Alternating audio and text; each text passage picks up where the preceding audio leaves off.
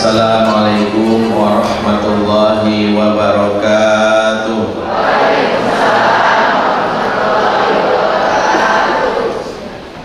Innal hamdalillah nahmaduhu wa nasta'inuhu wa nastaghfiruh wa na'udzu billahi min syururi anfusina wa sayyiati a'malina. Man yahdihillahu fala mudhillalah wa may yudlil fala hadiyalah. Asyhadu an la ilaha illallah wahdahu la syarikalah wa asyhadu anna Muhammadan abduhu wa rasuluhu alladzi la nabiyya ba'dah wa la haula wa la quwwata illa billah wa ba'd. Ikhwatal iman a'azzakum jami'an. Pertama kali kami memuliakan, kami hormati Ibu Cu Jamilah selaku Ketua Tim Penggerak PKK yang pagi ini mengadakan acara yang mengundang ibu-ibu semua. Tujuannya biar ibu-ibu pada bahagia. Makanya saya dihadirkan di sini, ini jadi beban buat saya. Dan jangan pas saya datang pada mual-mual. Sebenarnya kalau pengen bahagia simple, habis kajian ini dikasih voucher umroh aja insya Allah. Ya benar ya Bu ya. Ya nggak usah undang saya juga udah bahagia insya Allah pas saya datang. Tapi makasih Bu Ucu ya, makasih Pak Doni ya selaku Ketua Cabang Bank DKI ya. Mudah-mudahan urusan nanti kalau KPR urusan gampang ya. Bisa nggak urusnya ya? Buat Pak Basna tadi Ustaz, maaf saya belum tadi berkenalan. Juga buat semua yang hadir di sini, para pejabat dari lingkungan pemerintah kota administrasi Jakarta Pusat. Dan tentu buat ibu-ibu semua dan juga para pegawai ASN, semoga Allah berkahi kita semua yang hadir dan semoga kita bisa masuk surga bersama-sama semuanya. Amin ya rabbal alamin. Mau masuk surga nggak Bu? Mau sekarang atau nanti? Cepetan saya doain nih. Mau sekarang atau nanti? Bukan. Boleh tanya surga mau, tapi giliran sekarang nanti mikir-mikir ya. Mau ke Kapadokia nggak Bu? Mau sekarang atau nanti? Oh sekarang. Kalah kita ya surga sama Kapadokia. Kita sadarlah kenapa bukannya nggak mau sekarang. Kita sadar bekal kita masuk surga rasanya belum cukup ya. Kalau masuk surga mah gampang. Kata Nabi, man akhiru kalamihi la ilaha illallah dakhala jannah. Siapa yang akhir hayatnya dia mengucapkan kalimat la ilaha illallah, insyaallah masuk surga. Berarti masuk surga syaratnya sebenarnya gampang. Yang kita pikirin adalah mampir dulu nggak ke neraka. Makanya ada orang yang bukannya nggak pengen surga, khawatirnya mampir ke neraka. Ya, neraka sedetik aja bikin kita nggak bakalan bisa merasakan kebahagiaan. Makanya diantara zikir nih saya selalu ngingetin diri saya. Zikir saya kalau sehabis sholat tadi diajarkan oleh guru kita para ulama, ini zikir penting nih. Allahumma ajirna minan nari salimi. Itu sering rutin Allahumma ajirna minan nar. Ya Allah, lindungilah, selamatkanlah kami dari api neraka. Itu dirutinin supaya jangan sampai ada di antara kita masuk neraka. Insya Allah semuanya masuk surga ya. Amin. Pagi ini alhamdulillah Allah berikan kesempatan untuk bisa hadir bersama ibu-ibu semua yang dari berbagai macam lintas profesi. Dari ada yang ibu rumah tangga, ada yang ibu rumah tangga. Coba angkat tangan Ibu. Ya, alhamdulillah. Ibu rumah tangga itu lebih sering di rumah. Kalau lebih sering di mall nama ibu mau tangga. Berarti ngukur nih, gue lebih sering di rumah apa di mall. Yang ibu bekerja ada juga. Alhamdulillah. Di sini ibu rumah tangga, ibu bekerja kumpul, insya Allah nggak berantem. Kalau di sosmed berantem itu. Saya bilang, nggak peduli sama anak, kerja mulu sih lu. Yang bekerja juga kita dong, ya banyak kesibukan sih, itu di rumah aja. Hiburannya paling nonton cek and recheck doang. Beritanya tentang Lesti Kejora sama Rizky Bilar. Jadi yang dipikirin selalu bertengkar hari ini, insya Allah ibu-ibu semua satu keinginan kita saling mensupport. Kenapa? Karena diantara yang kita pikirin, nah bagaimana ibu-ibu, nah bapak-bapak juga hadir, yang menentukan kelak depan anak-anak kita jadi pemimpin hebat diantaranya adalah bagaimana ibunya. Setuju atau enggak? Bagaimana ibunya, setuju atau enggak? Karena memang fakta sejarah begitu. Sejarah menyebutkan bahwa ibu dengan berbagai macam profesi keadaan bisa survive. Kita tahu bagaimana yang paling sederhana yang sering didengar, kisah Ibunda Hajar, seorang wanita mulia yang akhirnya dipilih seorang istri menjadi seorang istri Nabi, ditinggalkan oleh suaminya di suatu tempat yang kita sebut dalam Quran biwadin gharidi dar'in, negeri yang tandus tak ada tanam-tanaman. Waktu Ibrahim nyari tempat tinggal dengan untuk istri dan anaknya, Allah kasih petunjuk, Ibrahim, ini tempat tinggal kami baru untuk istri dan anakmu. Tempatnya tandus, gak ada tanam-tanaman. Hajar menjalankan perannya ini. Begitu yang namanya anaknya kehausan, langsunglah beliau menunjukkan bagaimana kapasitasnya, akhirnya menunjukkan perjuangannya.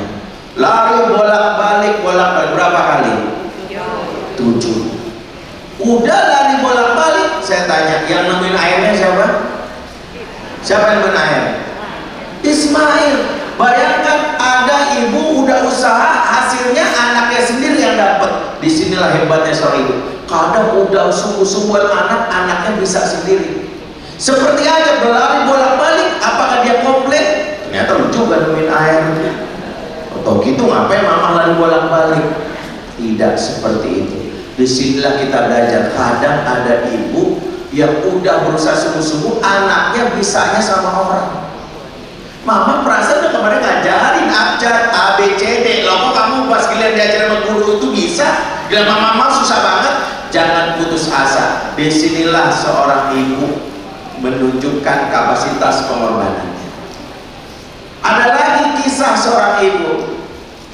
Ada seorang ibu yang luar biasa, dan inilah salah satu peran ibu yang memang nanti berkaitan dengan anak. Dia punya anak, anaknya ini masih kecil, masih umur 10 tahun, pendek. Ternyata dia punya motivasi tinggi untuk membela agama. Dalam hadis Rasulullah katakan, bagaimana amalan terbaik adalah berjihad di jalan Allah. Langsung yang namanya sahabat ini namanya Zaid bin Sabit, dia langsung bawa pedang bapaknya yang panjang pedangnya lebih panjang pada badannya. Bayangkan, panjang pedangnya lebih panjang pada badannya. Tinggi dia 150 cm, tinggi pada pedangnya 175 cm. Dia bawa pedangnya, kata orang Betawi, nyengser.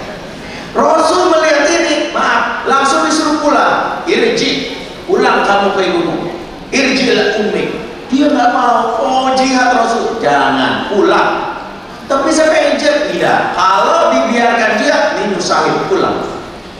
Pulanglah dia, mengadulah dia sama ibunya. Inilah ibu yang hebat, namanya Nawar binti Malik.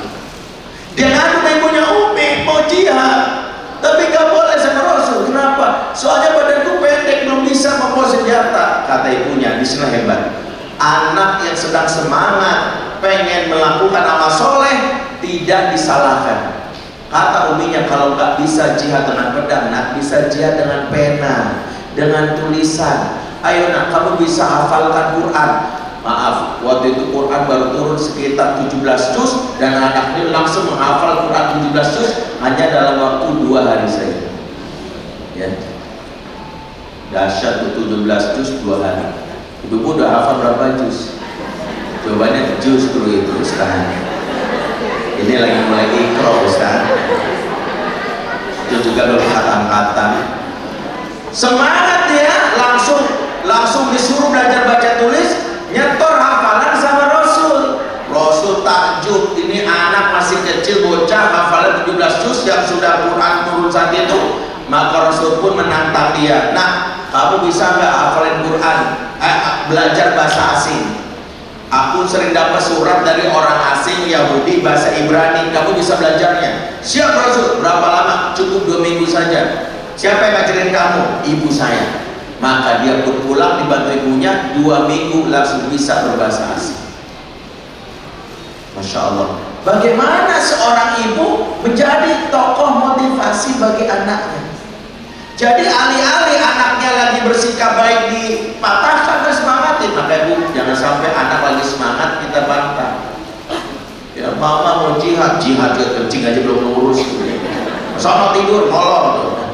Mama tuh kadang gitu, anak lagi semangat, mama pengen tahajud, tahajud. Jangan.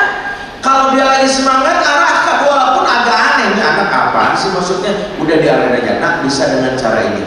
Itulah fungsi pertama seorang ibu. Jadi ibu motivator. Saya ngomong ini dulu supaya tahu dasarnya. Ada kondisi ibu yang berbeda. Ini ibu nggak ceritain bagaimana suaminya. Ada ibu yang lebih tragis loh. Ada seorang ibu ditinggal oleh suaminya selama 30 tahun, suaminya nggak pulang-pulang. Ya, ada seorang ibu ditinggal oleh suaminya mujahid namanya Faruk, berangkat jihad nggak pulang selama 30 tahun. Jadi kalau Bang Toib 3 kali lebaran nggak pulang-pulang, Bang Faruk ini 30 kali lebaran nggak pulang-pulang. Tapi ini suami yang luar biasa, bapak-bapak perlu belajar. Dia bilang sama istrinya, sayang, aku mau berangkat mencari pahala syahid di hadapan Allah. Aku mau pergi jihad. Kalau aku dapat pahala syahid, nanti seluruh anggota keluarga aku dapat, engkau termasuk yang dapat. Istrinya melepaskan. Disinilah suaminya mengatakan, tapi sebelum aku pergi, aku tinggalkan uang buat kamu untuk kamu bertahan hidup. Berapa besar uangnya? 30.000 dinar, atau kalau dirupiahin 4,5 miliar atau 450 miliar rupiah. Ya, 400 miliar rupiah. Wah, ibu langsung senang, gak apa-apa. Gak balik juga gak apa-apa. Ya, kan bisa nikah sama Blondo. Ya bu ya, ibu sedikit ini ya, pantesan aja bisa ini. Suaminya ngasih 30.000 dinar. Itu kalau dirupiahin berapa ya? 1 dinar itu 4,5 M, berarti 120 ya, 4,5 juta. Ya mungkin sekitar 150 miliar. Ternyata 30 tahun setelah Faruk itu pulang berjihad, dia nggak syahid-syahid. Dia pun pulang. Waktu dia pulang ke kampungnya, ini kisahnya unik. Dia dengan pakaian lusuh, rambut udah berubah, dia pulang dan masih ingat rumahnya tuh. Masih dilihat dari jauh rumah bubuk, reot, ada lampu temaram di situ. Dia yakin ini rumah saya udah 30 tahun gak dipulangi. Ya, kalau suami sekarang pas pulang gak ada lagi rumahnya ya. Maksudnya udah kontrak, ya, tinggal dari gusur. Ya nggak bayar kontrakan, tinggal. Dia pulang, tapi dia kaget si Faruk ini. Dia melihat ada seorang anak muda lagi duduk di tengah lampu pelita, mukanya kesorot. Wah ini, wah rumah saya ada cowok. Wah ini, jangan-jangan dia sudah jadi suami. Padahal saya udah pernah cerai ini suami saya. Wah nggak bisa. Langsung digebukin lah anak muda ini. Anak muda ini bertahan, terjadilah pertarungan. Keluarlah seorang wanita yang juga sudah cukup sepuh. Wanita ini langsung memisahkan, siapa kamu? Dia lihat laki itu. Laki ini bilang, aku pemilik, aku Faruk. Wanita bilang, abang, dia lama gak pulang. Langsung, kamu istriku. Iya, kamu berkhianat. Ini suami baru kamu. Justru kau tak pernah kuceraikan. Nikah yang baru. Apa kata istrinya? Bukan suami aku, ini anak kita.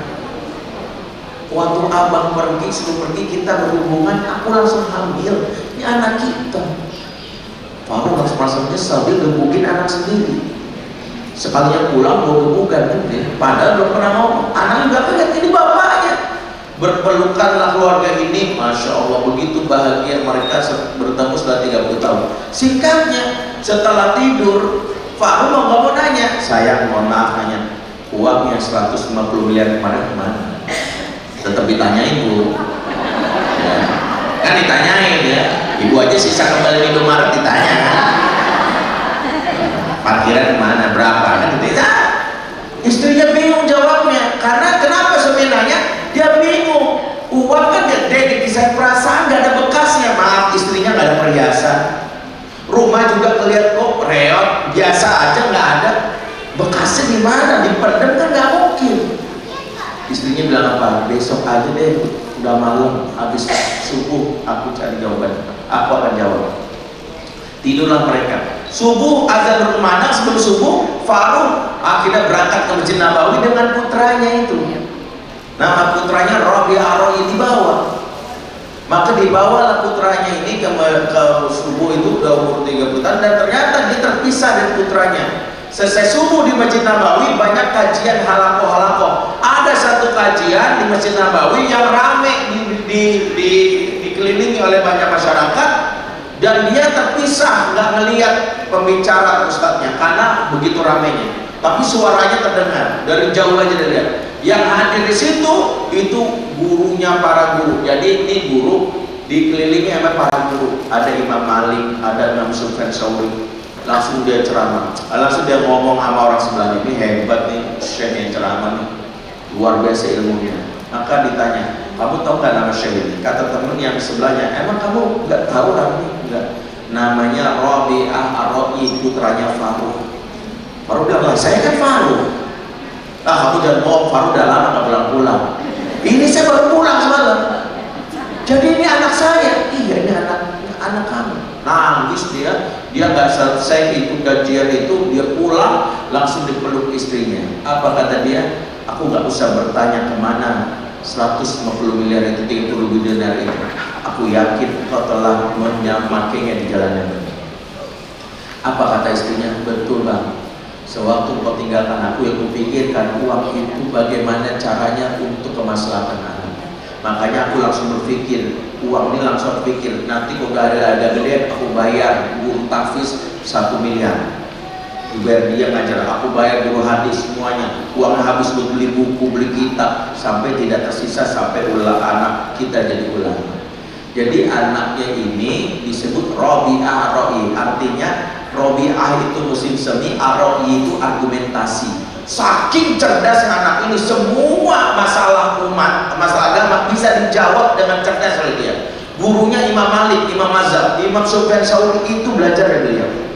Dari seorang ibu yang walaupun dia berpendidikan rendah, tapi dia tahu bahwa kalau saya nggak bisa mengajar langsung, saya cari cara gimana saya bisa belajar langsung. Pakai apa? Modal suaminya. Jadi ini salah satu yang dibutuhkan, ibu yang bisa memfasilitasi anak belajar. Kalau yang pertama motivator, ibu yang kedua namanya fasilitator. Jadi ibu juga bisa. Ada ibu-ibu di sini misalnya mungkin nggak bisa menjadi penghafal Quran. Jangankan hafal Quran, hafal nomor telepon suami aja nggak bisa. Kan? Baru saja susah, tapi ibu bisa nggak jadi anaknya jadi penghafal Quran? Bisa nggak? Bisa. Karena itu salah satunya apa? Di antaranya ibu bisa manfaatin. Kalau ada uang dari suami, mikirin ada aset ya, jangan dipikirin wah lumayan nih, bisa check out shopping pada malam ya, mana gaunnya semalam tuh bagus banget ya. Jangan pikirin itu ya. Ada lagi kisah seorang ibu, saya ngomong kisah dulu ya ibu tahu. Jadi kisah ibu-ibu yang mungkin yang sangat familiar di sekitar kita, itu seorang ibu yang mohon maaf ya, bagaimana dia bisa mengubah amarahnya menjadi sebuah kekuatan. Ini penting. Ibu-ibu bayangkan bagaimana ibu itu kalau marah bisa jadi modal. Saya yakin pernah dengar kisah seorang anak namanya Abdurrahman. Ibunya lagi masak di dapur, lagi masak nih. Oh ada tamu datang, lagi asik masak, ting tong, assalamualaikum, waalaikumsalam. Ibunya udah selesai masak, makanan udah banyak disiapin. Disambut tamunya, ahlan wa sahlan, silakan duduk. Dia ngobrol sama tamunya, anaknya Abdurrahman muncul ke dapur. Dia lihat, wih, makanan banyak nih dimakan. Habis, ibunya bilang sebentar ya, udah ngomong tamu, iya saya belum lupa ngasih makanan. Dia ke dapur langsung kaget, astagfirullah, habis bu. Kalau ibu yang kejadian kayak gitu apa yang dilakukan?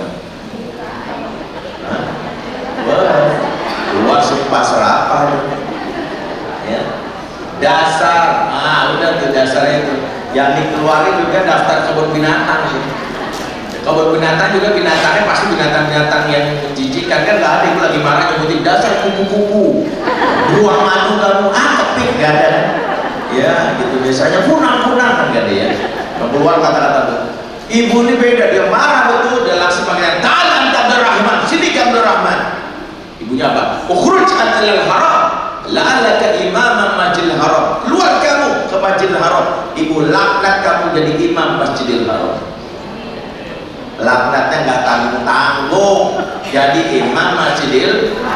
Anaknya benar keluar, dia diusir mahnya, duduk masjid, ketemu ulama, senang belajar, dan anaknya pun benar-benar di masa depan 20 tahun kemudian jadi imam Haram. Nama anaknya adalah Abdurrahman As-Sudais, Imam As-Sudais, yang sering kita dengar bacaannya sangat empuk, itu Imam Masjidil Haram.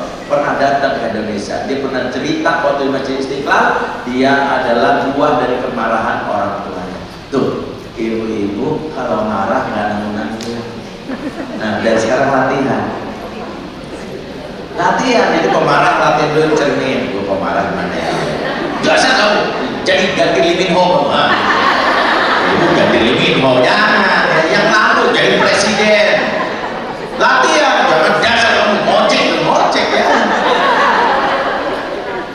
Yang baik-baik. Nah, masalahnya adalah jujur. Ustaz pengennya kayak gitu, tapi jujur kita ini pasti ada masalah. Kenapa marah? Gak pengen marah, tapi hati kita nggak bisa bohong, capek, kesel, dan itulah yang menyebabkan anak-anak itu akhirnya tidak mendapatkan hak yang ada di masa kecil. Kenapa? Karena ketika ibu tidak bahagia, anak pun tidak bahagia. Kondisi ibu menentukan kualitas anak. Maka dalam Quran itu jelaskan, wal baladut thayyibu yakhruju nabatuhu bi'izni rabbih. Tanah yang baik akan keluar darinya tanaman-tanaman yang baik. Siapa yang masuk tanah dalam ayat ini? Tanah dalam ayat ini adalah diantara maknanya ibu. Ibu itu diibaratkan tanah. Dalam ayat lain dalam surah Al-Baqarah sebutkan, nisa'ukum harthul lakum. Istri-istrimu para ibu itu ibaratkan ladang tempat engkau bercocok tanam. Makanya wanita dan Quran ibaratkan ladang, harsun. Dalam perannya sebagai istri disebut harsun, dalam perannya sebagai ibu disebut baladu. Kalau tanahnya baik, insya Allah keluar tanaman baik. Kalau tanahnya buruk, keluar tanaman buruk. Maka bagaimana ibu bisa membuat anak bahagia kalau ibu nggak bahagia? Maka diantara yang diajarkan Quran, mengapa Islam itu selalu menginginkan ibu itu bahagia? Maaf nih, sampai dalam Al-Quran itu Allah ketika melihat wanita sedih itu, Allah utus malaikat Jibril untuk menghiburnya. Waktu Ibunda Maryam sedih karena digomongin orang, gosip tetangga, Maryam ngakunya wanita suci, tapi hamil, hamil, wah, jangan-jangan tuh. Yang namanya Maryam sedih, ya kok digosipin sih, nggak ngapa-ngapain, akhirnya Maryam sedih, nangis, stres. Datanglah yang namanya malaikat Jibril. Apa kata Allah disebutkan di dalam surat Maryam ayat 24, fanadaha min tahtiha alla tahzani. Maka malaikat Jibril menyeru dari dalam bawah sungai seraya mengatakan, janganlah kamu sedih. Wanita kalau sedih dampaknya nanti ke anak. Ketika Ibunda Musa disebutkan nangis karena harus melepaskan Musa. Musa itu dilepaskan oleh yang namanya ibundanya karena takut dibunuh sama Firaun, maka dialirkan ke sungai. Dia harus berpisah sama putranya. Nangis dia. Maka Allah katakan, farajat di dalam surat Toha ayat 40, farajjanaka ila ummika kay taqarra ainuha wa la tahzan. Maka kami kembalikan lagi kamu kepada ibumu supaya apa? Supaya senang hatinya dan jangan dia bersedih. Allah tidak ingin wanita bersedih. Makanya ketika Ibunda Musa sedih, akhirnya kan ujung-ujungnya Ibunda Nabi Musa bisa menyusui Nabi Musa di istananya Firaun. Karena Musa nggak bisa menyusui dengan wanita lain. Ditawarin susu yang lain nggak mau dia. Ditawarin susu yang lain nggak mau. Begitu ibu kandungnya langsung mau. maka Allah kembalikan, bertemu, happy ending. Itulah gambaran Quran bagaimana wanita itu nggak boleh sedih. Bahkan waktu hamil, ini juga ilmu yang harus kita pahami. Bayangkan kehamilan dalam Quran itu punya satu istilah. Apa istilahnya? Selain hamil, Allah sebut kehamilan dengan istilah al-bushra, alias kabar gembira. Pada saat Allah memberitahu tentang kehamilan istrinya Zakaria, ya Zakaria, inna nubashiruka bighlamin ismu Yahya. Wahai Zakaria, kami beri kabar gembira kepadamu dengan putra yang kami beri nama Yahya. Kabar gembira. Pada saat Allah memberitahu kehamilan dari Sarah Hajar, putranya Ibrahim, apa kata Allah? Dalam surat As-Saffat ayat 101, ya, fabasyarnahu bigulamin halim, kami beri kabar gembira dengan putra yang sabar. Pada saat Allah memberitahu tentang kehamilan Sarah yang akan lahir putra yang bernama Ishak, apa kata Allah?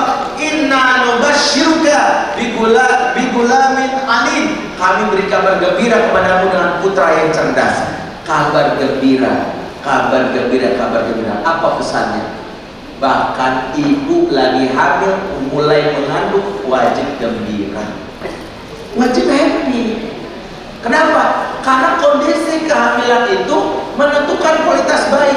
Ada ibu yang bilang, Ustaz, kenapa anak saya susah banget belajarnya, bikinnya tuh susah banget. Di antara penyebab anak-anak susah belajar, susah menerima masukan, susah merekam hafalan, ternyata saat ibunya lagi hamil. Ibu yang hamil dalam keadaan stres, sedih, depresi, dampaknya dua. Satu, melahirkan bayi dengan kualitas otak yang tidak sempurna. Makanya maaf nih, kalau ada ibu lagi hamil, tugas kita memastikan dia happy. Pasti. Saya pengen ada yang di sini yang lagi hamil, ada, mau saya kasih hadiah. Pak, jangan ngaku hamil ya Pak Doni ya. Menghamili ya. Ada lagi hamil, ibu bener hamil ya. Nanti ada buku, ibu pilih satu nanti buat ini. Ya. Saya kasih. Kenapa? Karena memang wajib. Ibu itu wajib gembira.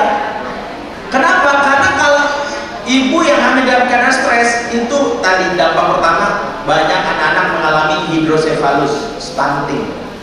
Hidrosefalus, yang bayi otaknya begitu, sama badannya anak tumbuh itu karena ibunya waktu hamil biasanya mengalami stres. Tahun 2005, riset di Denmark, ibu yang hamil dan karena stres, kualitas otak anaknya rusak. Itu yang pertama. Yang kedua, ibu yang hamil dan karena stres sedih berkepanjangan, dampaknya adalah dalam hal ini ibu akan melahirkan anak perempuan atau anak laki-laki yang baper, fragile, gampang nangis, ngambekan, ya. Jadilah bayi juniper, julid, nyinyir, baper. Kalau udah gede tuh, belum kayak gitu. Kelihatan. Apa-apa bernasib. Ya Allah, nah, mama cuma nyuruh kamu makan doang. Itu aja udah nangis. Nah, sebagian besar bayi yang sekarang ini anak-anak sebut mental strawberry, generasi strawberry. Salah satunya saat hamil, maknya stres. Jadi kalau ada yang datang ke saya, Pak Ustaz, anak saya kenapa sih Ustaz, ya apa-apa juga gampang nangis. Ibu waktu hamil gimana? Maka di antara program ibu-ibu dan saya usul Mbak Buncu Jamila, program PKK itu yang paling berdampak itu nih, program berdampak apa? Memuliakan ibu hamil. Saya punya program di kampung saya tinggal di pinggiran kota Jakarta Timur, namanya di Bangku Apus. Tuh kami tinggal di gang-gang kecil, tapi ada taman kota, ada sungai, selokan, ada sawah. Saya bikin program Kampung Sahabat. Di antara programnya, setiap ibu hamil dapat tunjangan dari saya. Saya punya yayasan kita, program Kampung Sahabat. Apa? Kami beri paket uang dan nanti biaya melahirkan. Kenapa? Karena memang ini yang diajarkan dalam Quran. Inilah betapa Islam memuliakan wanita dimulai dari hamil. Makanya waktu Maryam dalam keadaan sedih, dalam keadaan stres waktu dia hamil, Allah mengatakan kepada Maryam, surat Maryam ayat 26, dan inilah hak ibu hamil. Apa hak ibu hamil? Fakuli washrabi wa qarri aina, maka makan dan minumlah kamu dan bersenang-senanglah kamu. Itu enak kan? Disuruh makan enak, minum enak, dan bersenang-senang. Kira-kira sejak awal kita melakukan ini semangat hamil nggak? Pengen hamil lagi nggak?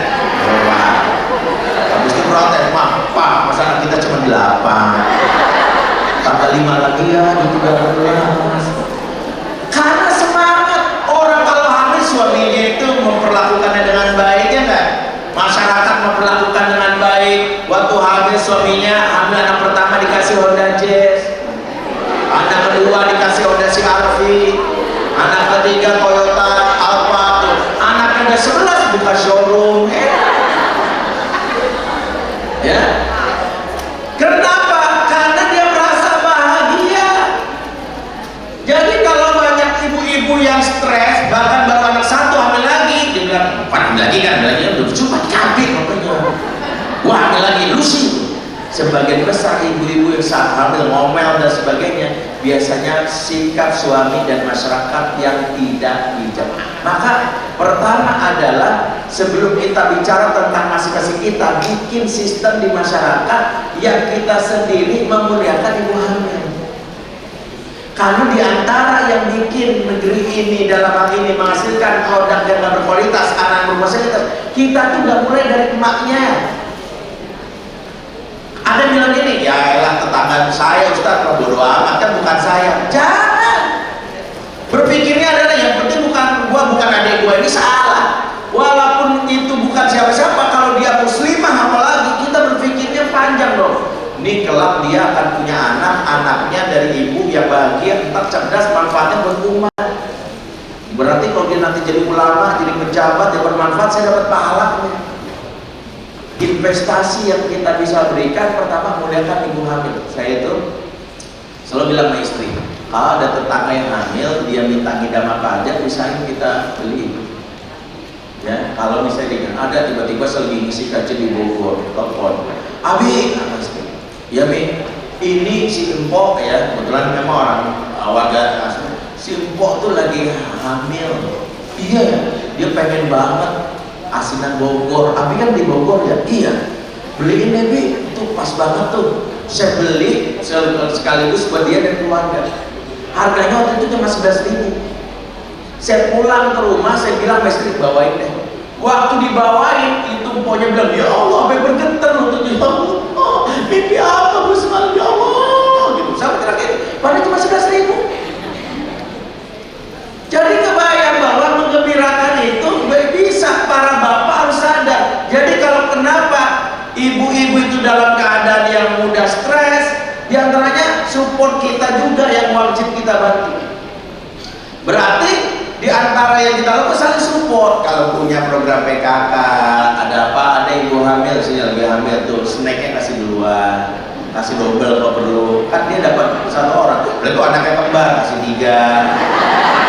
Ya, lumayan, kasih aja. Berpikirnya adalah buat itu. Makanya saya tuh kadang, maaf ya, nih saya nggak tahu sampai jam berapa ya kan, pokoknya seadanya lah. Ya. Nih, ini baru pengantar semuanya sebelumnya. Tapi saya mau cerita deh. Ibu-ibu tahu nggak manusia paling cerdas di dunia siapa? Yang paling cerdas, IQ-nya paling tinggi. Kalau berdasarkan IQ pasti standarnya memang orang barat, tidak kita terima karena IQ dari barat. Kalau ulama Islam jauh lebih cerdas. Ini maksudnya yang IQ standar orang barat. Siapa yang tahu manusia IQ-nya paling tinggi? Selama ini kan dengan Einstein itu enggak, Einstein itu IQ-nya di bawah 200. Siapa ada tahu? Kalau ibu googling namanya William James Sidis. Ada 2 orang ilmuwan di dunia ini, William James, ada William James Sidis. William James ini tahun 1900-an, William James Sidis tahun 1900-an. William James Sidis ini bapaknya seorang Yahudi namanya Boris Sidis. Dia seorang psikolog di New York University. Dia terinspirasi dengan William James, maka nama anaknya dikasih nama sama dengan ilmuwan yang dia sukai, bernama William James Sidis. William James Sidis ini itu manusia dicatat IQ-nya paling tinggi, itu IQ-nya 300. Umur 8 bulan sudah bisa nyuap makan sendiri. 8 bulan. Umur 2 tahun sudah nulis artikel di koran New York Post. Bayangin ya, ibu paling berapa ini? Ibu jarang nulis artikel, baik nulis curhat di Facebook kan ya. Umur 4 tahun sudah presentasi tubuh manusia dewasa, dia dapat profesor. umur 11 tahun masuk Universitas Harvard, dan dia menguasai 200 bahasa asing, di antaranya bahasa Jawa, bahasa Suriname, dia bisa. Tapi dia meninggal cepat itu umur 41 tahun, di antara analisanya karena saking cepat otaknya berpikir tidak ditopang oleh jantung. Jantungnya nggak kuat. Ini resiko orang yang jenius banget ya. Maka beruntung kita nggak jenius-jenius amat ya. Bego aja dapat dalil gitu ya. Bukan gitu ya. Tapi yang mau saya pelajari, yang mau saya bingung, yang mau saya sampaikan, waktu istrinya hamil, ini bisa ditiru nih. Ini yang kadang-kadang. Ini saya sebelum ngomong ibunya, ini masyarakat dulu deh. Ini kan saya ngomong institusi pemerintah. Saya mau ngomong konkret aja programnya. Jadi waktu istrinya hamil, Boris ini ngumpulin warga kayak gini, kayak ngumpulin warga. Terus dia ngomong gini, duduk, istrinya dimuliakan, duduk dulu. Dia presentasi gini, ibu-ibu, bapak-bapak, istri saya lagi hamil. Terus namanya sowat gitu loh kan. Terus kenapa? Begini, suatu saat saya akan punya anak saya akan bikin teknologi memudahkan pertanian, akan menciptakan lampu-lampu yang akan terang, akan membuat masyarakat bahagia. Mau nggak Anda punya anak yang kelak akan seperti itu? Semua juga mau. Kalau mau, tolong bantu saya punya project untuk membuat anak seperti itu. Caranya gimana? Senangkan hati istri saya. Tolong kalau saya lagi keluar kota, lagi ngajar di New York, tolong beri kesenangan istri saya, berikan makanan terbaik buat dia. Kalau keluar uang bapak dan ibu, saya kasih nanti tagihannya ke saya. Kalau dia lagi sedih, tolong hibur dia dengan segala cara. Bahkan kalau dia mengesalkan hati, ngomel-ngomel terus, maka tolong maafkan, nanti sampaikan ke saya komplainnya, nanti saya ngomong baik-baik ke istri saya. Sanggup gak Anda semua membuat istri saya bahagia? Sanggup! Bisa membuat saya bahagia? Siap! Gitu. Semua warga sepakat. Akhirnya ibu ini dihibur, ya karena orang Yahudi dibikin musik, dibikin tarian, kemudian dikasih makan ikan, macam-macam. Sampai menjelang lahiran, kalau istilah kita dibawa puskesmas, dibawa dia ke puskesmas bareng-bareng. Begitu selesai lahiran, dibawa, diangkat tinggi-tinggi, ini bayi kami nih, bahasa kita bayi umat. Jadi Yahudi sudah punya apa yang sampaikan Quran. Mereka sepakat kalau ada ibu hamil, wanita hamil, apalagi keyakinan mereka, muliakan. Apalagi kita, ibu-ibu, kalau ada teman apalagi muslimah hamil, muliakan, senengin. Dia lagi sedih, udah bermuliakan. Jadi diantaranya seperti itu. Apalagi para suami sadar diri kalau istri lagi hamil, jaga tuh, ringankanlah pekerjaannya. Para suami sedikit yang ikut soalnya. Harusnya tahu, bikin happy. Kalau perlu, kalau dia ngidam dalam Islam boleh, asal ngidamnya wajar, dan ngidam apa cerai sama papa. Jangan, ngidam tuh wajar-wajar aja. Bisa Pak ngidam Pak, pengen punya rumah satu di Pondok Indah, satu lagi di Bintaro, satu di BSD, itu ngidam. Ya sama, saya juga ngidam. Semua orang ngidam memakai gitu ya. Intinya adalah muliakanlah. Jadi kadang-kadang nih para suami, saya ngomongin buat diri saya, bagaimana kalau istri lagi hamil, dia kan mulailah dengan tadi. Jadi kalau mulai dari ibu bahagia, mulai dari kehamilan. Kehamilan mulai dari memberikan ya. Misalnya kepala cabang Bank DKI Pak Doni misalnya, wah, dia berikan kejutan tabungan khusus emak hamil, ibu hamil nggak ada tuh ibu hamil dipikirin. Padahal dari ibu hamil yang bahagia, nggak tahu aja dampaknya di masa depan, riset kan begitu. Tapi kita ini nggak peduli. Ada ibu hamil lagi jatah kursinya aja diembat di busway, di Transjakarta, di kereta, ya kan? Dalam manja banget lu gitu ya. Padahal itu adalah aset. Makanya kalau kita tahu bahwa di antara rahasia kesuksesan yang membuat ibu itu nanti bisa menjadi pendidik terbaik, mulai dari kebahagiaan di saat hamil. Ya, seorang suami juga gitu. Kalau dia lagi dalam keadaan mungkin istrinya mengecewakan dia, tahan diri. Ya, nanti aja kalau mau marah, catat dulu tuh marahnya. Nanti udah lahiran. Setelah lahiran, istri lagi menyusui, nggak boleh diganggu juga, nggak boleh sedih kan? Oh nggak, susunya keluar, tahan, nanti selesai susui. Habis nyusui, hamil lagi. Ya, hamil lagi. Salah sendiri, kenapa betah banget menghamili kan? Ya? Jadilah kenapa memang perempuan itu dalam Islam itu dimuliakan banget. Nah pertanyaan adalah, kalau masyarakat cuek gimana Pak Ustaz? Maka kitalah yang tahu bagaimana menyenangkan hati. Ingat, kita bertanggung jawab terhadap anak kita. Kalau gua sedih, stres panjang, ini bahaya buat anakku. Bahaya, makanya saya harus bahagia. Ya, bagaimana saat hamil itu bahagia, atau lagi punya anak bahagia? Kenapa? Lagi-lagi, ibu kalau sedih, nular ke anak kesedihannya. Ibu kalau lagi marah, menular ke anak negatifnya. Makanya anak-anak itu sering jadi korban di antara ibu-ibu yang mengalami tekanan mental. Kasusnya banyak Pak ya. Yang terakhir di Pinrang, pernah dengar beritanya? Ibu gantung diri, anaknya digantung juga. Sebelumnya di Banyumas, ibu make up artis tuh, yang dia biasanya apa, diborok. Saya sih bilang saya nggak salah ibunya, ini mungkin tekanan mental yang sudah hilang. Kenapa? Karena kelihatan ibu yang punya tingkat tekanan mental itu kelihatan dari fisik dan wajahnya. Di antaranya adalah ketika dia sudah tidak lagi mau bicara. Ini bapak-bapak banyak nggak tahu bahwa wanita yang sehat jiwanya minimal keluar 20.000 kata per hari. Itu kalau sehat. Ibu-ibu keluar 20.000. Makanya kalau mau aman, ibu-ibu jadi penyiar radio atau MC. MC-nya kan ibu-ibu itu sehat. Ibu Ucu sehat tuh. Tuh kalau saya suruh Ibu Ucu ceramah lagi banyak insya Allah. Wanita harus keluar 20.000, bapak-bapak 7.000 cukup, ibu-ibu 20.000. Makanya saya katakan, ibu saya itu kalau keluar 20.000. Makanya kalau bapak-bapak banyak yang nggak tahu ini. Apakah ada yang kayak, nggak usah istri saya mah pendiam. No, sejatinya tidak ada wanita pendiam. Yang ada adalah wanita yang terluka hatinya.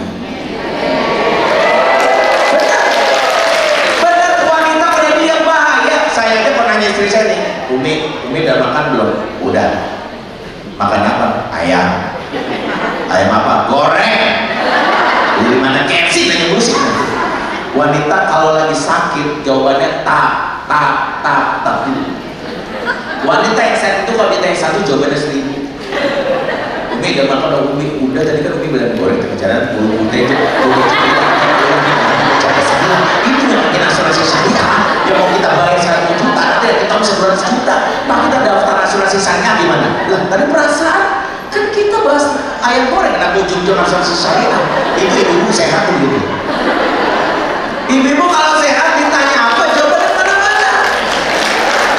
Ya, makanya kalau ada ibu-ibu yang nih saya ingin, kalau ibu-ibu udah gak punya minat bicara, temenin. Tanda udah sampai tingkat kesehatan mentalnya sudah rusak. Udah kelihatan ibu-ibu yang gak bisa nangis lagi. Ibu-ibu kalau masih bisa nangis tandanya masih sehat. Ini udah gak bisa nangis tapi diam aja. Wah itu bahaya. Bahaya. Dan dampaknya nanti ke anak. Dan itulah mengapa edukasi tentang ibu bahagia ini, maaf, harusnya juga ke bapak-bapak. Sepakat gak Bu? Karena sebagian besar stres ibu bebannya dari siapa? Nah, ibu cuma harusnya nggak usah bikin. Ibu mah pengen bahagia, iya. Masa bikin gua nggak bahagia? Lu pasangan gue. Ya apalagi di tengah berita sekarang ada RT mau perselingkuhan. Curiga mulu bawaannya ya kan? Dulu waktu layangan putus aja ibu-ibu stresnya luar biasa. Ya kan? Pokoknya kalau ada suami dan ganteng dikit bagi dandan kemana lo? Kemana? Kan handphone suami aja lagi diletak ibu periksa tuh. Wah, kalau lihat dia lagi WA nggak ada foto profilnya langsung curiga. Gue kalimatnya Esa, ini saya siapa? Saya padahal lagi WA temennya namanya Saiful. Ibu curiga banget ya.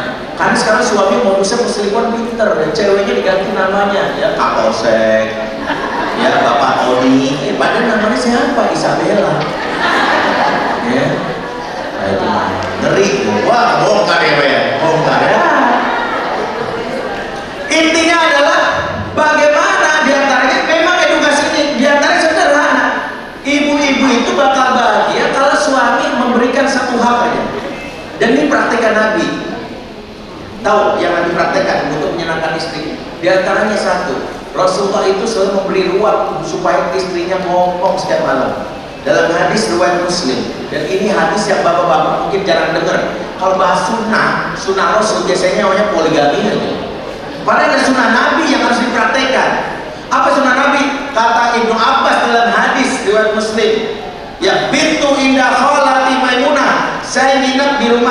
saya Maimunah ini istri Nabi sallallahu alaihi wasallam. Apa kata Ibnu Abbas? Karena Rasulullah sallallahu alaihi wasallam yatahadas ma'a alihi tsumma qada. Rasulullah SAW senantiasa ngobrol sama istrinya baru tidur. Ini sunnah Nabi yang dipraktekkan, Pak. Saya lagi nasihatin saya juga ya. Ya, bapak-bapak merasa ya elah gue salah tempat ya. Ya, jadi kita yang salah. Bener Pak, saya bikin buku di luar. Saya judul bukunya Fatherman. Fatherman itu saya pengen sosok ayah sekarang jadi pahlawan. Selama ini kan anak-anak kagumnya pahlawan siapa? Superman, Spiderman, ya, Iron Man, Aquaman, Flutaman, Sosroman, Hanoman gitu ya. Ada salesman kan gitu ya.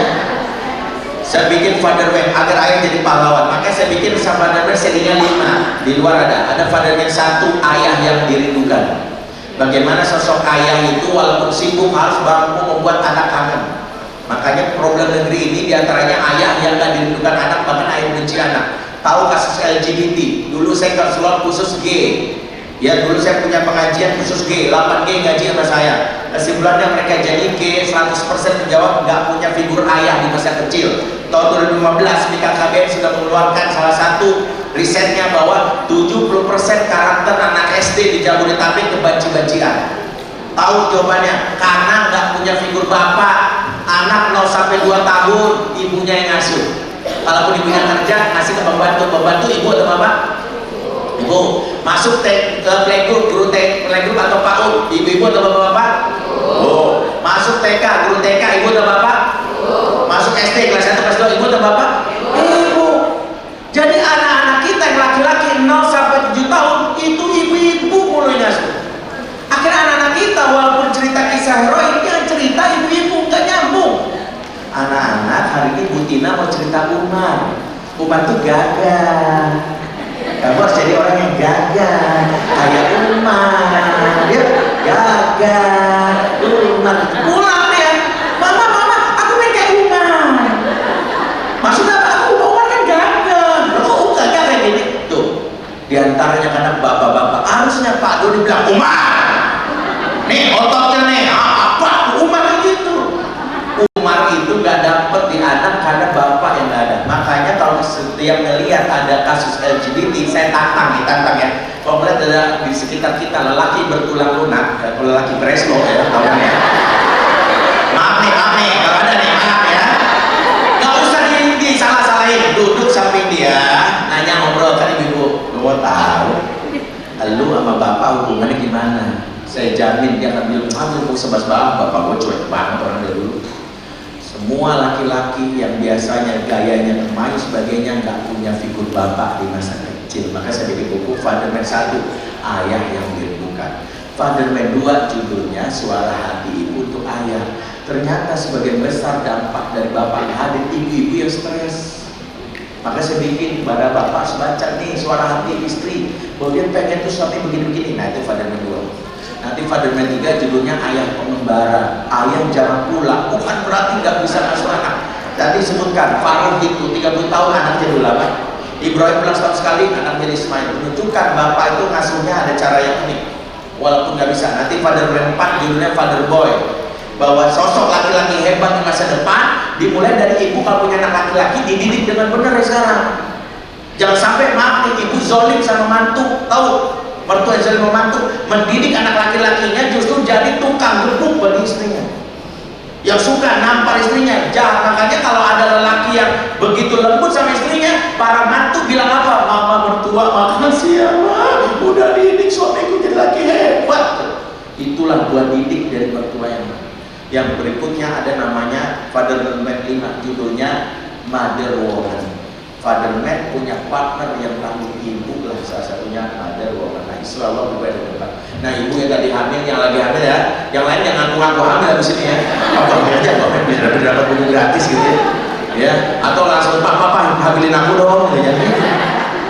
Ya, ibu yang hamil ibu pilih, nanti bilang udah di sini Ustaz saya mau buku yang ini silakan ya. Baik, kenapa saya ngomong ini? Karena banyak para suami yang lupa. Bagian besar suami lupa bahwa di antara kebutuhan dasar yang sampai Nabi sampaikan bahwa Nabi itu punya kebiasaan ngobrol. sama istrinya.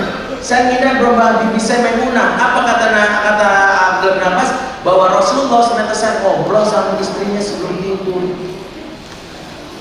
Ya, jadi Rasul itu punya kebiasaan ngobrol sebelum tidur sama istrinya. Sementara suami sekarang mungkin termasuk saya sebelum tidur ngapa? Cek WA dulu. Ya, ngeliat mention di IG kalau begitu, ngeliat skor bola, ya Liverpool menang, alhamdulillah, ya MU kalah lagi, gitu kan? Ya, begitu mata ada sempet baru tidur, ya kan? Makanya banyak ibu-ibu yang berteriak, ya Allah Ustaz, kasih saya udah kayak martabak, ya, dikacangin, ya kan? Kalau kacang mah gurih, dikacangin perih. Nah, inilah nasib derita emak-emak zaman now. Makanya kalau kita lihat anak-anak yang pagi-pagi udah kena semprotan, nah ya itu tetangga saya kan kampung tuh, di rumah saya tuh banyak tuh.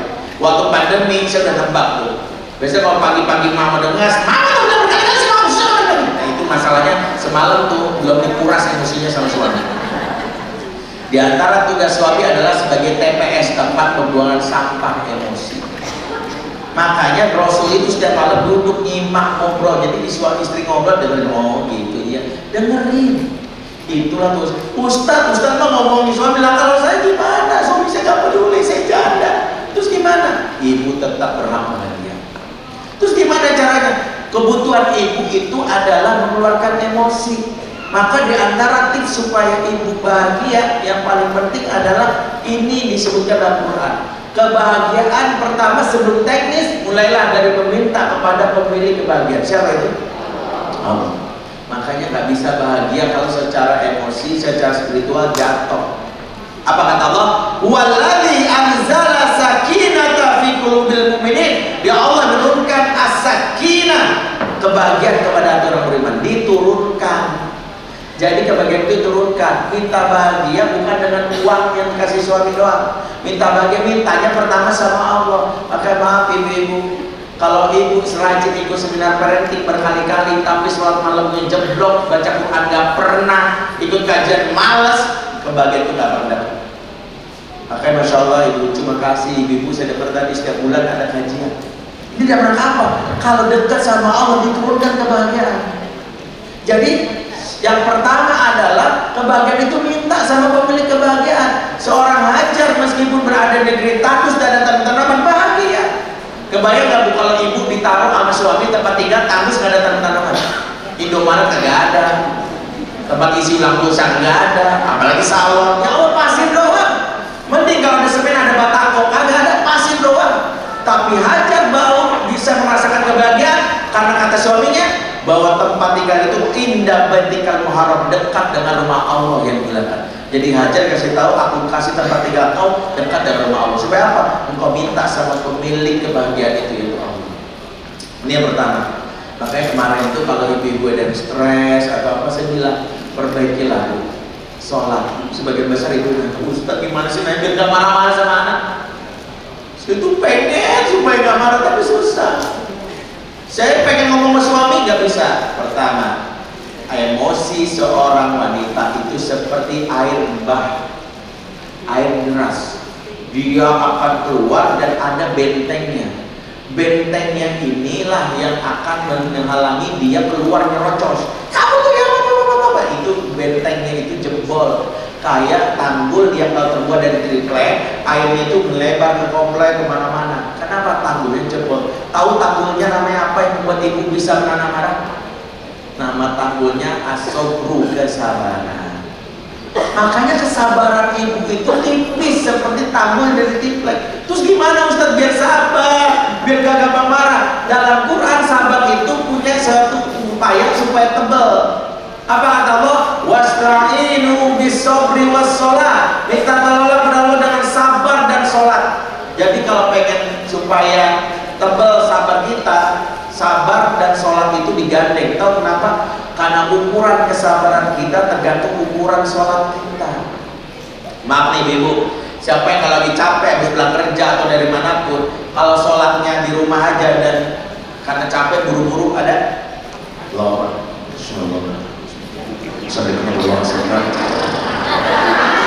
ada, saya jamin orangnya nggak sabaran. Kalau pengen tahu orang gak sabaran, lihat lagi sholat sendirian. Kalau dia lagi sholat sendirian, sholatnya udah kayak gitu, wah itu gak sabaran. Orang yang gak sabaran kelihatan sholat mau buru-buru. Bersama Allah aja dia gak sabar, apalagi sama pasangan, apalagi sama anak. Makanya itu emosinya keluar terus, marah mulu. Maka diantara perbaiki sholat. Jangan sampai sholat mau nyari-nyari yang paling cepat. Apalagi taraweh, biasanya survei dulu tuh. Tapi ada anak muda biasanya survei dulu masjid mana paling cepat, ya kan? Di belakang Tanah Abang ada masjid 2-3 rakaat 5 menit, mantap. Boring kan? Ada tuh gak jauh dari wali kota, cuma 11 rakaat. 2-3 aja 25 menit, apalagi 11. Qadarullah datang tuh masjid ke 11, pas banget datang masjidnya 11 rakaat. Qadarullah imamnya impor dari Saudi, ya kan? Dengar basmalahnya, Bismillahirrahmanirrahim, dalam hati salah masjid, ya kan? Ya, waladdallin,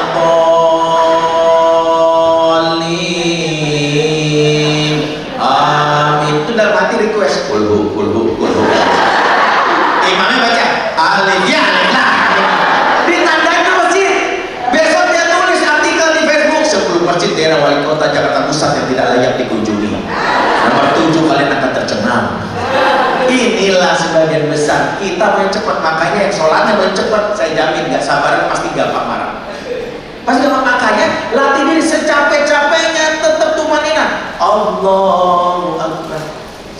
Dan insya Allah bisa. Saya yakin pada bisa. Kenapa? Karena kita pernah seumur hidup sholat paling tumanina. Kapan itu? Saat ujian praktik sholat pas kelas 6 SD di depan guru agama, ya kan? Allahu Akbar, Allahu Akbar kabiro, walhamdulillahi kabiro. Dulu sholat kita kayak gitu. Dulu. Begitu sekarang yang sholatnya buru-buru, pastinya jadi sholat itu kayak ngecas. Ibu baterai lobet ngecas buru-buru, kira-kira besok bakalan masuk penuh nggak? Enggak. Sholat itu kalau pengen energi positif datang, sholatnya tumanina. Makanya sholat itu bukan beban, dia ngecas emosi lebih positif. Harusnya gitu. Jadi kalau habis ini sholatnya masih the flash ya gitu,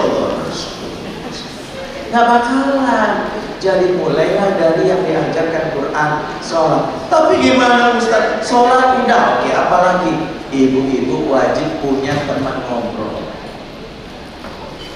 Karena itulah ngobrol. Tadi kan kebutuhan dasar wanita berapa sehari? Catat tuh, sehari berapa? Habis ditulis. Ya, kebutuhan dasar wanita. Ya, tulis itu. Sandang, pangan, papan, pulsa. Kenapa pulsa? Karena gue mau banyak. Gue pengen nelpon, kuota, wajib tuh ngomong. Tapi Ustaz, saya kalau nggak bisa ngomong sama teman-teman, kadang ada waktu, banyakin zikir, sholawat. Karena ibu kalau udah ngomong sholawat banyak sampai 5.000 kali, insya Allah ibu terpenuhi. Kalau gitu nggak bisa kan Ustaz, nulis. Makanya siapa yang punya hobi nulis? Wanita yang sering nulis, kata Imam Nawawi, emosinya positif. Di antara bapak ibu itu jarang nulis. Pada nulis itu kata Imam Nawawi, khatir. Tulislah apa?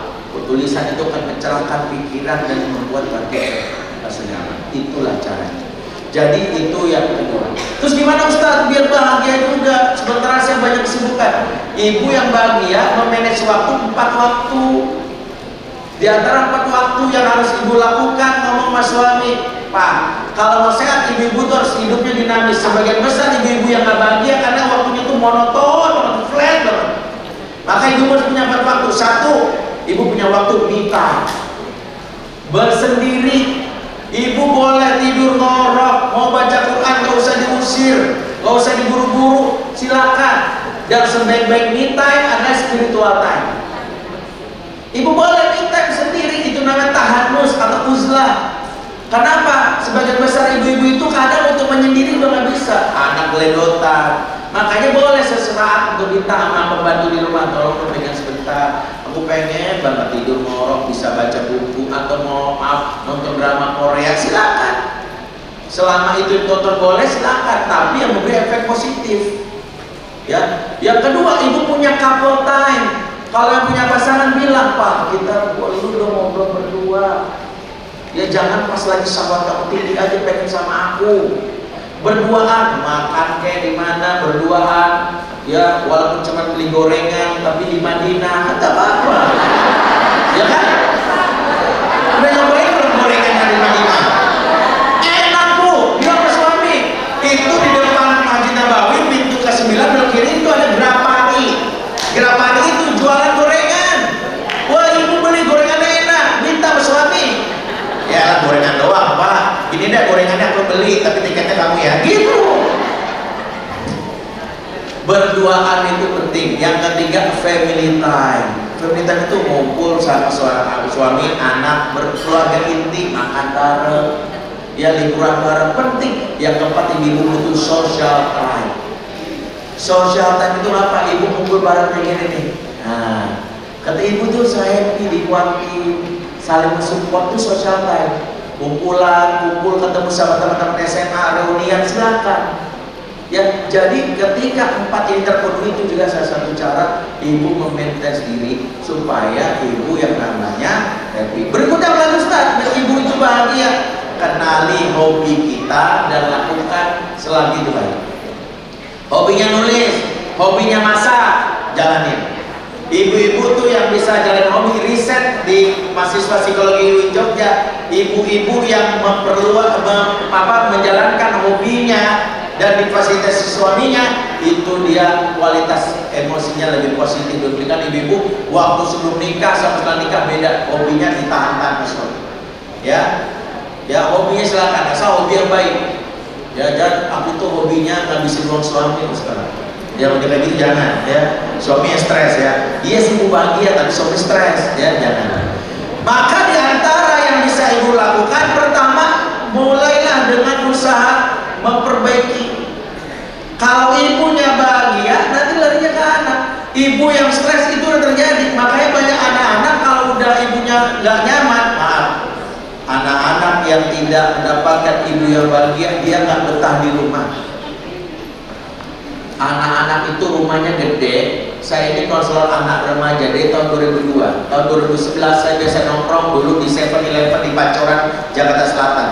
Dulu ada namanya tempat sevel, sekarang ganti Mitsubishi Motor. Dulu setiap jam 11 malam saya gue sepeda, namanya klubnya Fiksi. Sepedanya sepeda fiksi.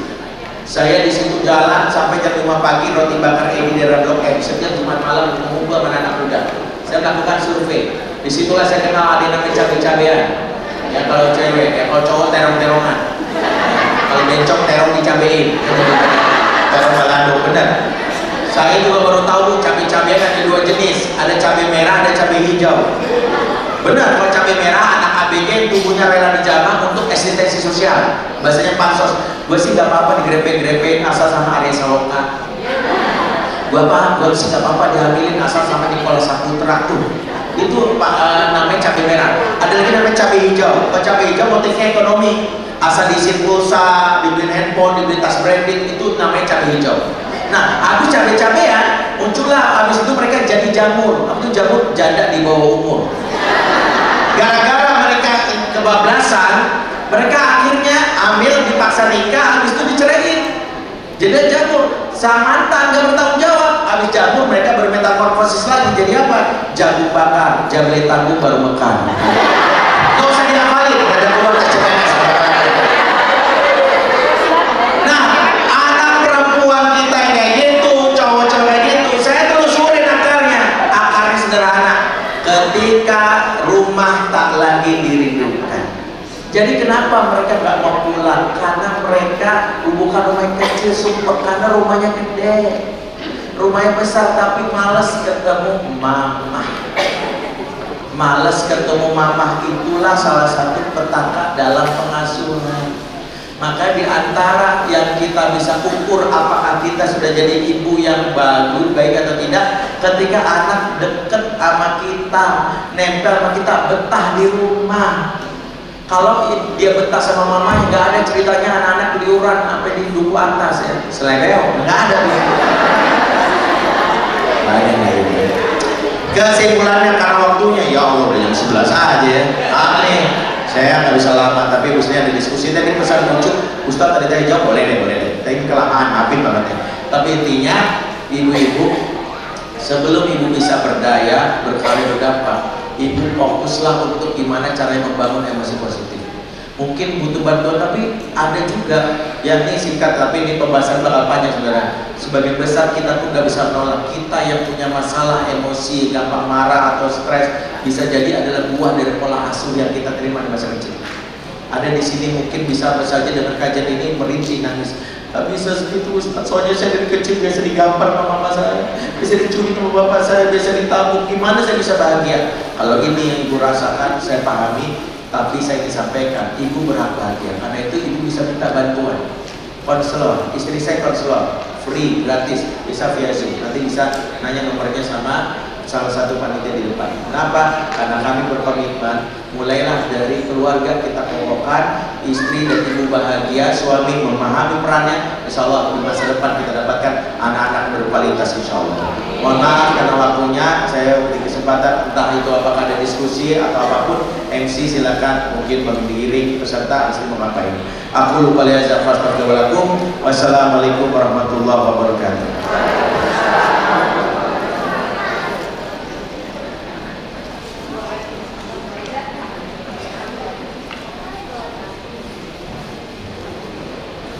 Terima kasih Ustadz Febri atas materi yang diberikan pada pagi hari ini.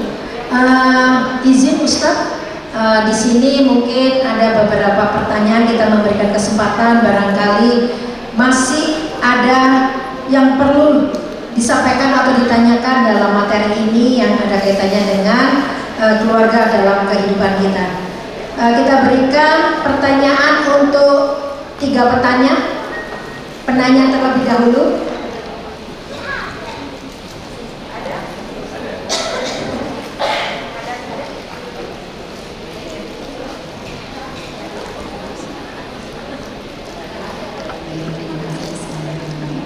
Assalamualaikum warahmatullahi wabarakatuh. Waalaikumsalam. Alhamdulillah, perkenalkan Pak Ustadz, saya Rati dari Kecamatan Gambir. Senang sekali bisa langsung bertanya di Ustadz. Biasanya kita lewat IG gitu ya, bisa ya, atau ikut Zoom diadakan di mana gitu ya, bisa ketemu juga sama Bapak parentingnya Pak Ustadz Febri. Kita semua di sini sepakat ya Ibu bahwa kebahagiaan ibu itu adalah sumber kebahagiaan keluarga. Dan peran ibu itu vital sekali ya, karena bisa sebagai pembenteng untuk umat. Betul. Mungkin tadi sudah dijawab sih pertanyaan saya gitu, cuman ini memastikan saja.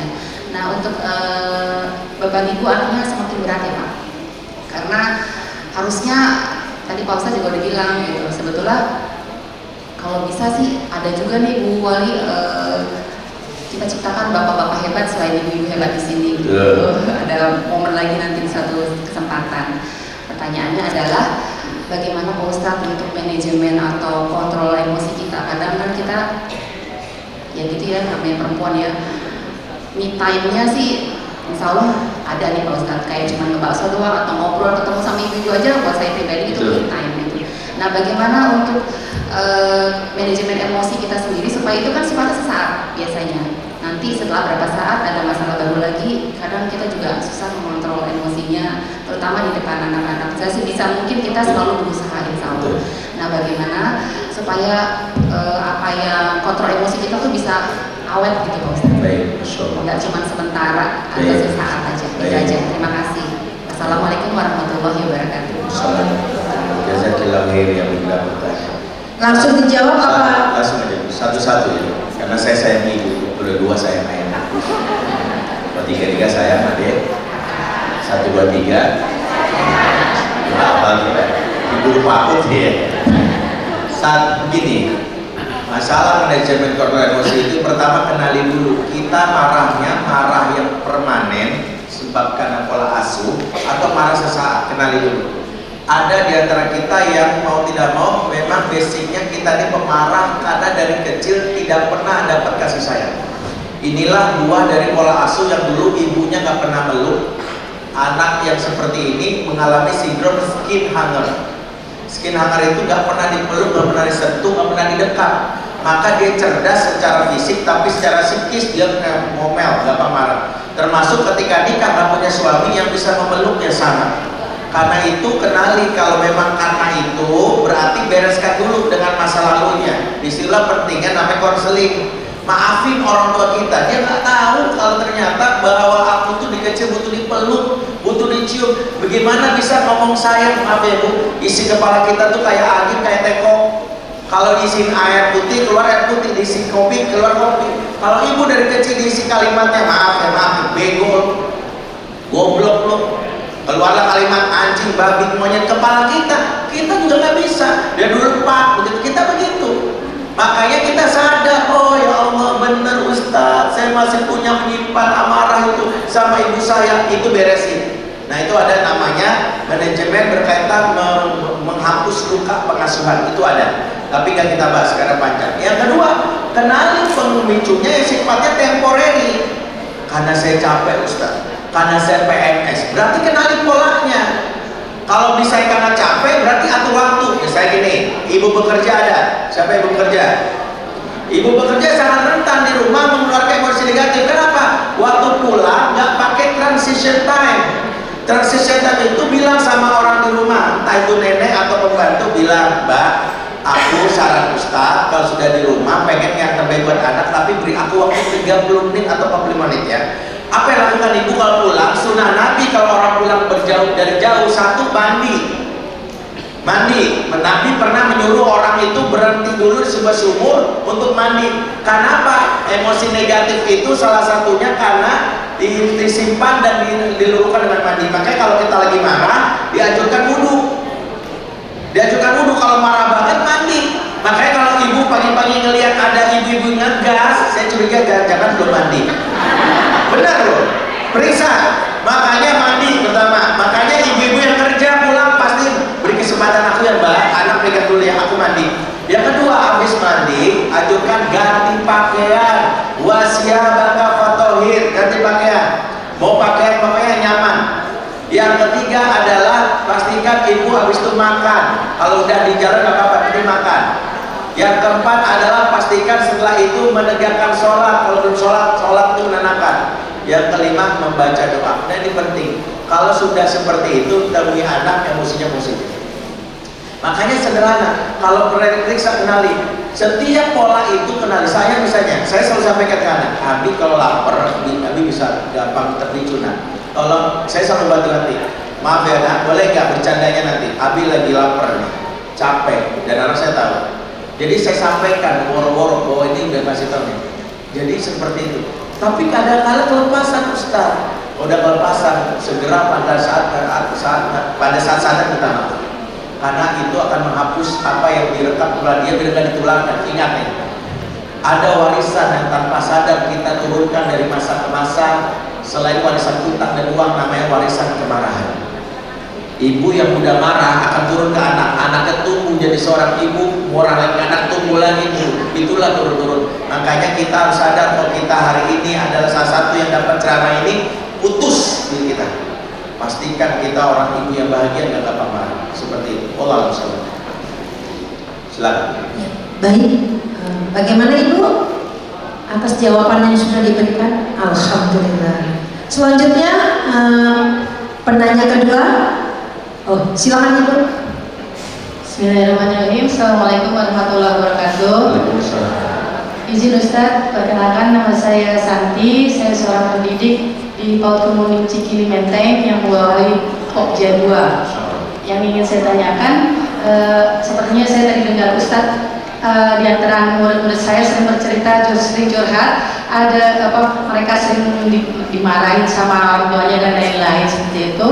Akibatnya kegiatan di sekolah agak-agak mundur atau lesu, nggak bersemangat. Yang ingin saya tanyakan, apakah dampak anak-anak yang sering dimarahin atau lebih dan sampai sedih dipukul atau lain-lain, apakah nanti berdampak setelah mereka menikah nanti, mereka istilahnya ada balas dendam gitu.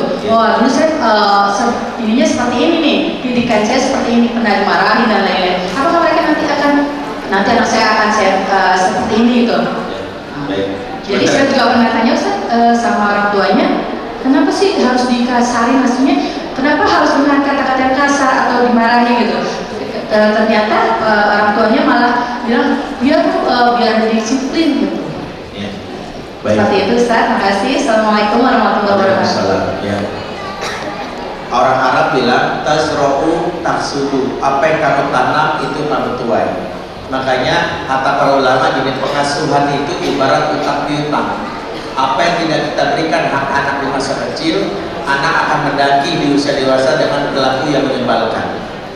Sehingga kalau ada anak yang tadi disebutkan, kalau dia dimarahi sebagainya, tadi isi kepalanya akan mudah. Saya pernah nanganin kasus, maaf nih, tapi jangan dianggap semuanya. Ada satu ustadz hafal Quran, dia lulusan Mesir, adik kelas saya jauh sekali, dia nikah.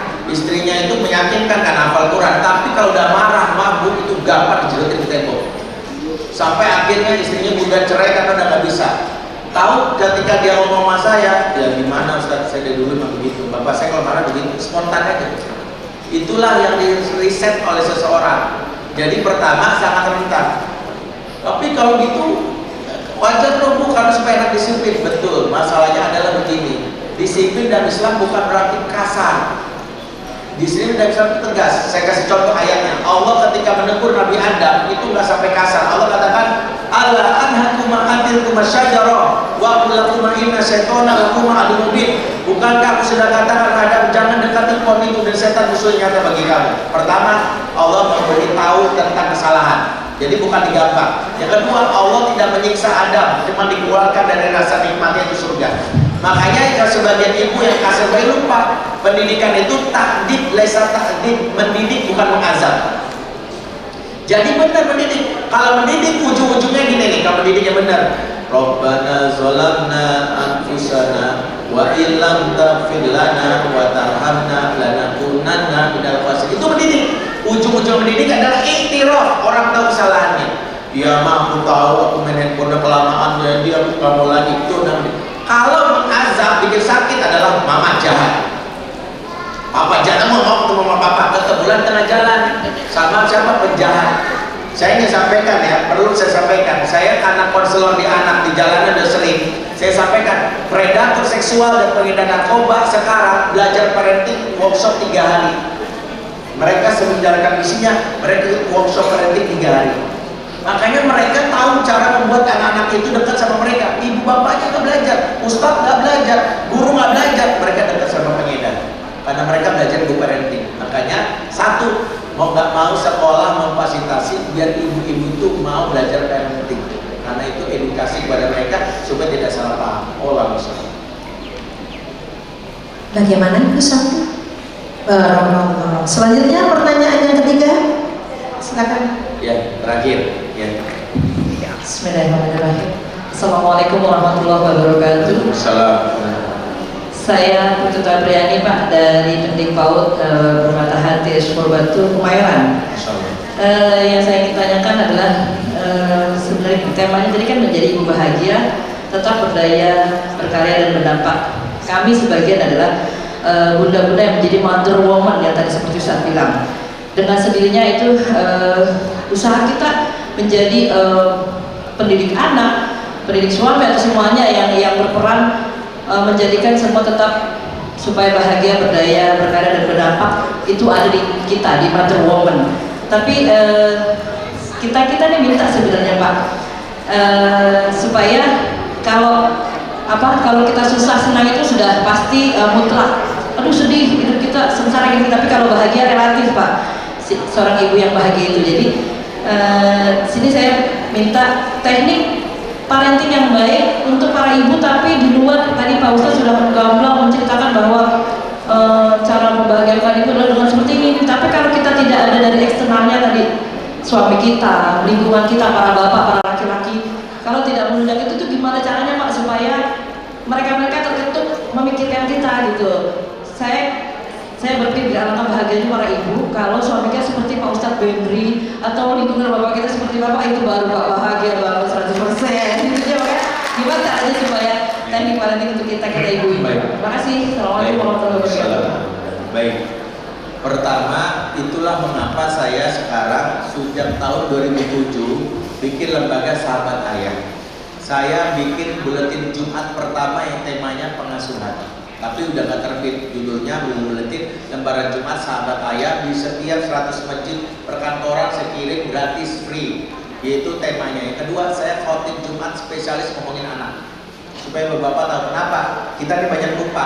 Majelis para ayah itu ada, cuman gak ada isinya, bukan gak ada isinya gak bahas anak, yaitu majelis Jumatan. Jumatan itu bapak hadir, cuman yang dibahas gak tentang pengasuhannya. Yang dibahas adalah bapak politiknya harus begini, gak salah, tapi dia lupa anak lo urus, itu tanggung jawab lo gitu ya. Tapi kalau ibu mau paham gini, satu, bisa jadi banyak suami yang bukan gak mau mengasuh, tapi gak tahu, karena pola asuh yang masa lalu membuat dia merasa emang gua harus ngasuh. Saya pernah diskusi sama Ibunda Khofifah Indah Parawansa, sekarang jadi Gubernur Jatim. Waktu itu beliau ketua Muslimat NU. Beliau bilang gini sama saya, Ustaz, yang Ustaz lakukan ini bagus banget, tapi Ustaz akan melawan arus dan sering di beberapa budaya di daerah itu kalau laki-laki ngasuh anak aib. Saya punya, dia cerita langsung, tidak boleh diizinkan. Dia punya suaminya orang Makassar. Dia bilang kalau misalnya mertuanya datang itu saya ngeri, suami saya tadinya akrab sama anak tiba-tiba jaga diri, kenapa? Gak enak dilihat mertua. Bahkan dia cerita sepupunya itu digugat cerai sama suaminya gara-gara lagi kondangan. Sepupunya bilang tolong dong gendong sebentar anak, aku mau foto sama teman-teman sekampus. Tiba-tiba keluarga besar melihat kurang ajar, masa gue punya ponakan disuruh gendong anaknya dia, cerai. Ternyata memang ada budaya. Jadi memang kita masuknya adalah untuk budaya ini kita mulai dengan hal-hal yang harus disadarkan dan pengetahuan bahwa Islam justru mengatakan satu, kalau saya dibahas tentang ayah, satu, isi Quran tentang pengasuhan itu dialog tentang ayah dan anak 14, ibu dan anak cuma 2. Saya buktikan, Ibrahim sama Ismail itu ayah dan anak, Yakub sama Yusuf ayah dan anak, Syuaib dengan anak perempuannya surat Al-Qasas ayah dan anak, Daud dengan Sulaiman ayah dan anak, bahkan Luqman itu ayah dan anak. Ibu cuma 2. Dialog antara ibunda Nabi Musa dan saudara perempuan Nabi Musa, dan antara Maryam dengan Nabi Isa alaihissalam, cuma 2. Menunjukkan bahwa bapak lebih banyak. Yang kedua, anak nasabnya siapa? Ayah, anta wa maluka li abika, bukan ke ibu. Sayangnya yang jadi masalah ibu yang sering dijadikan. Ya padahal dalam Islam bahwa nasab itu juga pertanggungjawaban di akhirat, bapak yang ditanya. Pak Doni harus ditanya, itu bapak yang ditanya. Sayangnya mulai dari semua institusi ibu, jujur aja di bank aja kalau kita salah tanya, kan verifikasi banknya apa? Ibu. Saya paham Pak, kenapa saya sampai usulkan gini, saya nggak salahkan, karena bank asalnya dari barat. Barat kenapa verifikasi nanya ibu? Karena barat dulu nggak percaya ibu-ibu itu dalam hal ini nanya ibu, karena barat itu nggak percaya siapa bapaknya, karena nggak percaya kalau ibu itu dalam hal ini suci. Kalau nanya bapak bisa jadi enggak lah gitu. Makanya barat memastikan yang brojol dan perut itulah paling gampang, itu di barat. Kenapa? Karena mereka untuk memastikan orang ini lahirnya itu identik dengan barat, tapi belum tentu. Kalau ditanya bapak bisa jadi yang menghamil bukan bapak kamu, begitu di barat. Makanya bank itu pakai istilah itu. Di bank syariah pakai istilah ibu, padahal syariat mengatakan ud'uhum li abaihim, panggilan mereka berdasarkan bapak-bapak mereka. Makanya ini salah satu yang memang pelan-pelan. Jadi kalau ditanya, bu doain aja, doain ibu biar minimal dalam hal ini buku di depan ibu boleh kalau nggak bisa beli fotokopi. Saya izinkan ya, nih pokoknya saya nggak pakai juta. Di depan ibu saya satu nggak mau beli foto aja, bahkan ibu fotokopi bagi-bagi nggak masalah. Bagi saya jariah saya itu adalah ketika bukunya dibaca bukan dibeli. Ada yang rajin buku saya nggak dibaca, saya nggak bahagia. Ya saya pengen dibaca. Jadi kalau suami baca, ibu baca enak. Jadi memang seperti itu. Jadi kalau diingatkan, di sini kita lagi memang sedang berkampanye. Karena ini amanah dalam Islam. Yang disapa dalam Quran, ya ayyuhalladzina amanu qu anfusakum wa ahlikum, itu bapak. Dalilnya apa? Domirnya pakai jamak lil muzakkar. Kum itu nama bahasa Arab, jamak buat laki-laki. Kalau perempuan kunna. Tapi bapak banyak yang nggak ngeh. Dia nggak tahu kalau ayat ini mengatakan, hei kata Allah, orang beriman, jaga dirimu dan keluarga, engkau yang jaga keluarga, bukan istrimu. Tapi kan Ustaz, pepatahnya al-umum madrasah pula, saya bantah di Fondamen 2 itu. Pepatahnya benar, tapi belum lengkap. Ibu madrasah pertama seorang anak itu benar, tapi yang lengkap kata Dr. Ali Al-Khoimi,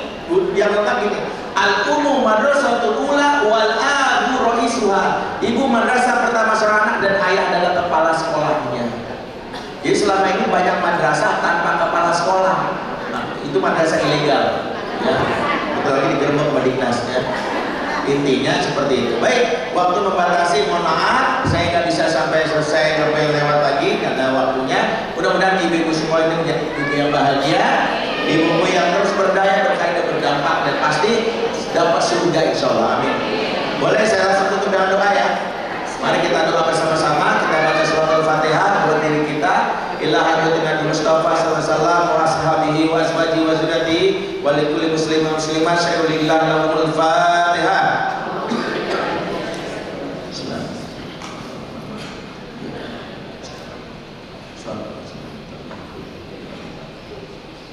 A'udzubillahi minasyaitonir rajim. Bismillahirrahmanirrahim. Alhamdulillahirabbil alamin. Hamdan syakirin hamdan na'imin hamdan yafina ma huwa kafi mazidah. Ya Rabbana lakal hamdu hamdan yanbaghi li jalali wajhikal karim wa azim sultanik. Allahumma shalli ala sayyidina Muhammad wa ala ali sayyidina Muhammad. Ya Allah ya Rahman ya Rahim ya Malik ya Kudus ya Salam. Ampunilah dosa-dosa dan kesalahan kami ya Allah. Engkau Maha menyaksikan apa yang kami lakukan siang hari ya Allah. Bantulah kami ya Allah untuk menjadi orang tua yang amanah, orang tua yang mampu memberikan hak-hak anak sedari kecil ya Allah. Ya Rabb, jika ada kesalahan kami yang Engkau murka, maka ampun ya Rabb. Bantulah kami ya Rabb untuk mengikuti jalan hidup ini dengan baik, dengan iman, agar kami mendapatkan yang baik di akhirat nanti ya Allah. Ya Allah, izinkan kami bisa masuk surga bersama-sama dengan pasangan kami, anak-anak kami, bapak ibu dan seluruh anggota keluarga kami. Izinkan kami di akhirat berjumpa dengan kekasihmu Rasulullah SAW. Izinkan kami mendapatkan namanya minum telaga dari Al-Kausar yang membuat hilang dahaga kami selamanya ya Rabb. Ya Rabb, berikanlah kami umur yang panjang dalam ketaatan kepadamu, dan sekiranya kami wafatkan kami dalam keadaan husnul khotimah. Mampukanlah lisan ini ya Rabb mengucapkan kalimatmu la ilaha illallah. Mampukanlah ya Rabb agar kami bisa memegang kalimat ini sampai mati ya Rabb. Jangan kau cabut nyawa kami ya Rabb saat kami sedang berbuat dosa. Jangan kau cabut nyawa kami saat kami berbuat khianat, berbuat maksiat. Ampuni kami ya Rabb. Jika kami ingin masuk dalam surga tanpa harus transit dan singgah di neraka ya Rabb. Rabbana atina min ladunka rahmah wa hab lana min amrina rasyada. Rabbana hab lana min azwajina wa dzurriyyatina qurrata a'yun waj'alna lil muttaqina imama. Rabbana ighfir lana wa li walidina warhamhum kama rabbawna shighara. Rabbana atina fid dunya hasanah wa fil akhirati hasanah wa qina adzabannar. Subhana rabbika rabbil izzati amma yasifun wa salamun alal mursalin walhamdulillahi rabbil alamin. Assalamualaikum subhanallahi wa bihamdihi asyhadu an la ilaha illa anta astaghfiruka wa atubu ilaik. Assalamualaikum warahmatullahi wabarakatuh. Waalaikumsalam warahmatullahi wabarakatuh. Alhamdulillahirabbil alamin. Dan terima kasih kepada Ustaz Pendri yang sudah memberikan materinya yang luar biasa. Mudah-mudahan